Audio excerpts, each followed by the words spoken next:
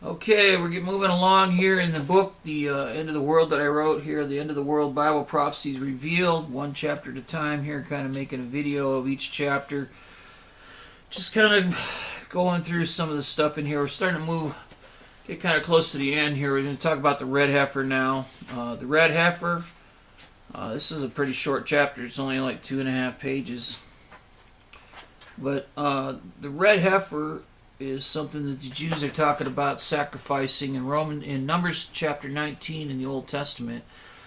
There was a red heifer that was burned outside the camp through some sort of satanic sort of looking ritual type deal, but the main thing was the ashes of the red heifer were used to sprinkle on people that had been in the presence of a dead body.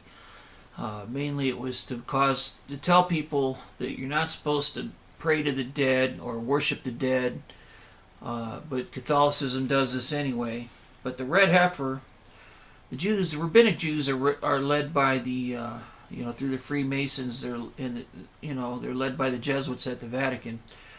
But this red heifer, they're claiming a couple of years ago they claimed they have two perfect red heifers now. Clyde Lott back in the 1990s from the United States took a whole herd. He was planning on having a whole herd set up there in Israel of red Angus cows so that they would have their red heifer, and because they're claiming that they need a red heifer to purify the temple. They need to sacrifice a perfect red heifer to sacrifice to cleanse the temple, to rebuild the temple. They've been talking about rebuilding the temple. You can read about it at Temple Institute. I think it's templeinstitute.org if I'm not mistaken.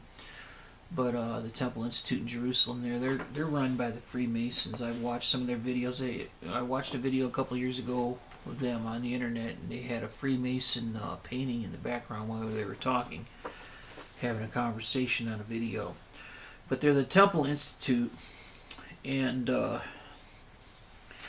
anyways,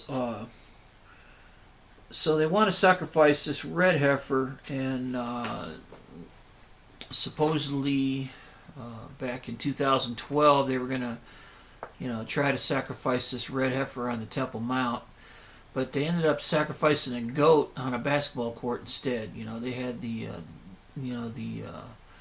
Palestinian Authority, the UN, had the Global March to Jerusalem. They have their own website too. They were supposed to be doing this every year, but they haven't been doing it. But I'm expecting them to do it anyways, especially in the year 2015 around Easter time, around Passover, because they're wanting to start this kind of war between the Jews and the Muslims in Jerusalem. So they're staging this war so they can set the Pope up to be the answer for the world. He's the Antichrist. So that's the way the Jesuits operate. Is they cause the problems, they advertise the problems, then they present their solution to the problem, and then they advertise that. And so we see this war coming in Jerusalem. It's going to be a threat to everybody. Everybody's going to think it's a World War III is here. Jesus talked about wars and rumors of wars. He said, "Do not be alarmed." There'll be wars and rumors of wars, but do not be alarmed. They want you to be alarmed. They want, and people that are just trying to alarm everybody are just feeding the beast. And so, anyways, that's what the red heifer's all about. And, I think that's about all I can say. It's only about a chapter and a half in here in the book, 2.5 pages in the book. And so, okay, so read the book. You can read it at readtheendoftheworld.com, or you can buy the book at amazon.com. You read the book and pass it out to other people so you can see what's in here. The information's talking about, it goes, covers history of the world, how it fulfills Bible prophecy, and what's happening now in the world, and what's about to happen in the world, in view of Bible prophecies. So God bless you.